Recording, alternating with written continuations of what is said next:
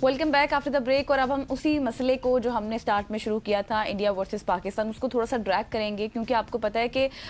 Saudi वज़ीर ख़ारजा की जानिब से भी दोनों ममालिक के वज़ीर ख़ारजा को कॉल भी की गई। फिर उसके बाद जो डोनाल्ड ट्रंप हैं उन्होंने भी मामले में मुदाखलत करने से गुरेज किया और कहा है कि दोनों ममालिक अपने मामले को खुद सुलझा लें। कहा जा रहा है कि एक भी मेरा दोस्त है और दूसरा भी मेरा दोस्त है। अब इस मसले में पाकिस्तान का केस क्या होगा, वर्ल्ड बैंक का क्या किरदार हो सकता है, आलमी अदालत में पाकिस्तान का केस किस हद तक मजबूत है और हिंदुस्तान के लिए क्या मुश्किलात होंगी, ये तमाम तर पहलुओं जिन पर आज हम गुफ्तगू करेंगे। बिल्कुल ऐसी है। इस पर गुफ्तगू करने के लिए एक बहुत ही इंपॉर्टेंट शख्सियत मौजूद चाहता हूँ कि उनसे पहले एक शॉट है मौलाना फजलुर रहमान साहब ने हमारे प्रोग्राम सवाल से आगे में अलीना शिगरी से बात करते हुए क्या कुछ कहा है, वो सुनते हैं और फिर अपने गेस्ट की तरफ चलते हैं।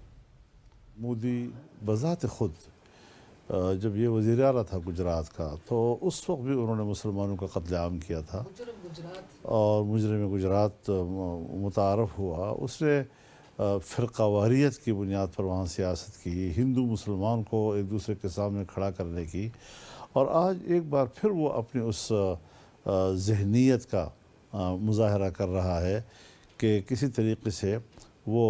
हिंदू मुस्लिम फसादात करवा के और पाकिस्तान इंडिया के मसले को से वो हिंदू मुस्लिम का फ़ायदा उठा के अपने वोट बैंक में इजाफा। जी, तो ये सुना आपने मौलाना फजलुर रहमान साहब को, जो कि अलीना शिगरी साहिबा के साथ बात कर रहे थे। हमारे साथ मौजूद हैं एम्बेसडर, साबिक एम्बेसडर हैं जनाब डॉक्टर जमील अहमद खान साहब। Sir, thank you so much for joining us. Indo पाक रिलेशनशिप के ऊपर तो हम अक्सर बात करते रहते हैं आपसे भी, और जब भी इस रिलेशन के हवाले से बात होती है तो यहाँ पे हमें इस तरह की फ़िज़ा कभी भी नहीं मिली, क्योंकि रिसेंट पास में जंग की फ़िज़ा हो जहाँ पे इंडिया बहुत एग्रेशन दिखा रहा हो, पाकिस्तान भी आगे से एग्रेशन दिखा रहा है। सो आपको आइंदा आने वाले हालात किस तरह के लग रहे हैं, और क्या इंडिया प्रैक्टिकली भी कोई एग्रेशन दिखाने के मूड में है, या फिर ये फॉल्स फ्लैग ऑपरेशन करके सिर्फ अपनी आवाम की हमदर्दियाँ मोदी साहब समेटना चाहते थे? दुनिया में देखें, ये तारीख है कि जो दो जौहरी ममालिक हैं वो कभी भी फुल फ्लेज वॉर करने के मुतहम्मिल नहीं हो सकते हैं, क्योंकि जंग शुरू तो की जा सकती है, जंग को रोकना वो बहुत मुश्किल काम है, और उसके डायमेंशंस और उसके रुख और उसके खदोखाल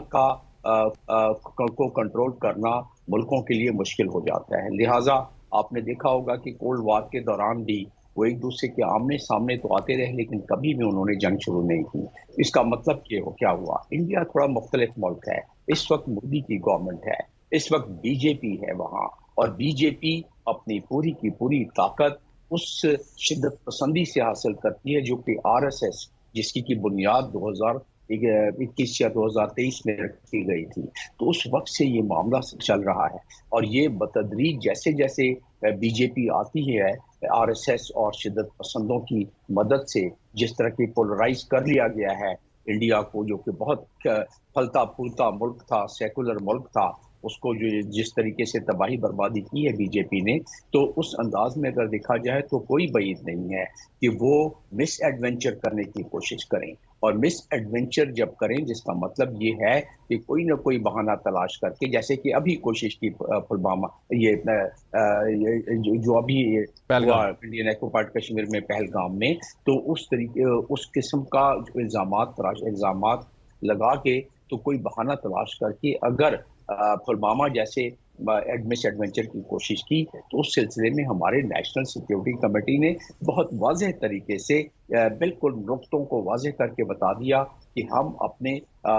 पूरी अख्तियार रखते हैं इंटरनेशनल कानून के मुताबिक कि हम उसका जवाब उसी तरीके बल्कि उससे और मजबूती से देंगे, क्योंकि कौम हमारी पूरी तैयार बैठी हुई है। तो ये तो उसका जवाब हमें देना मजबूरी बन जाएगा, क्योंकि हमारी अपनी भी इज्जत व वक़ार, नामूस व तकरीम है पूरे कौम की, और पूरे कौम जो है इस मामले में फिर उनको ऐसा नहीं करेगी कि वो आ जाए और चले जाए। इसी के सिलसिले में दुनिया फिक्रमंद है। यही वजह है कि दुनिया को फिक्र इस बात की है कि दोनों ममालिक जौहरी मुल्क हैं, और इंडिया के किसी मिस एडवेंचर की वजह से कहीं दुनिया लपेटे में ना आ जाए, क्योंकि न्यूक्लियर फ्लैश पॉइंट जो है वो मुल्कों के दरमियान नहीं रहती, फिर वो पूरे इलाके और पूरी दुनिया में फैल जाती है, जिसकी की फिक्र करते हैं दुनिया। और इसीलिए दुनिया में इस वक्त कंसल्टेशन चल रही है, जबकि इंडिया अपनी पूरी दुनिया में आउटरीच करके कंसल्टेशन करके कायल करने की कोशिश कर रहा है कि पाकिस्तान पर हमला करने का एक जवाब बनाने की कोशिश कर रहा है, तो उस सूरत में फिर ये मामला रुकने वाला नहीं, क्योंकि अच्छा पाकिस्तान डॉक्टर साहब, जिस तरह से आपने कहा कि ये मामला रुकने वाला नहीं है और खित्ते को भी मुतासिर कर सकता है यकीनी तौर पर, अब जिस तरह से भारत ने इल्ज़ाम लगाया, भारत ने फिर स्टेप्स भी लिए, इन रिटर्न पाकिस्तान ने भी स्टेप्स लिए और स्ट्रॉन्ग स्टेप्स लिए, लेकिन एज अ रिस्पॉन्सिबल नेशन अब पाकिस्तान ने ये कहा कि आप बिल्कुल साफ और शफाफ तहकीकात कराएं,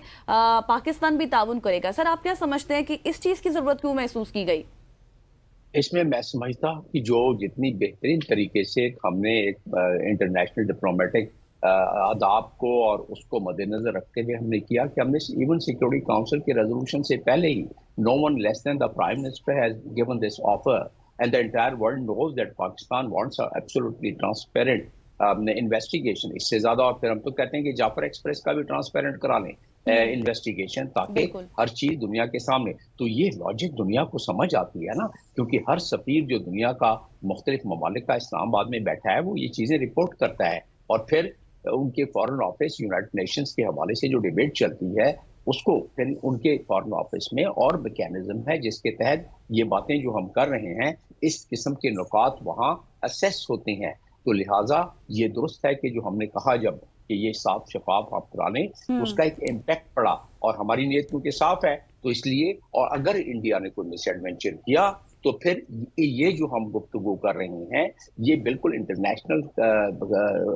कानून के फ्रेमवर्क में रहते हुए हमने सारे एक्शन भी लिए, और ये जो हम बातें कर रहे हैं ये फिर उस वक्त कोर्ट की जा सकती हैं अगर इंडिया ने कोई हिम्मत की और इंडिया ने अगर कोई जरूरत की कि वो मिस एडवेंचर करे, और फिर उसका जब हम जवाब देंगे तो वो जवाब जायज होगा, अक़वाम मुत्तहिदा के चार्टर के मुताबिक होगा, इंटरनेशनल लीगल फ्रेमवर्क के एन मुताबिक होगा। फिर बजाय 2 जहाज गिराने के फिर अगर हमने 10 भी गिरा दिए तो उसमें फिर हम पर उंगलियां नहीं उठेंगी और दुनिया हमारे पीछे नहीं पड़ेगी। उनको पता होगा कि चैप्टर 1 में दिया हुआ है यूनाइटेड नेशंस के कि अगर कोई मुल्क किसी पर दूसरे मुल्क पर हमला करे तो वो दूसरा मुल्क जो है विक्टिम मुल्क है वो वापस उसका जवाब दे सकता है, और उस जवाब की नोयत मुख्तलिफ हो सकती है। हालांकि उसमें दिया हुआ है कि मेजर्ड जवाब देगा और सिक्योरिटी काउंसिल को रिपोर्ट करेगा। तो हम तो पूरी दुनिया को रिपोर्ट पहले से कर रहे हैं कि इंडिया की क्या नीयत है और हम क्या करना चाहते हैं। अगर इंडिया ने ऐसा किया तो हमने तो बड़े बिल्कुल वाज़ेह अल्फाज में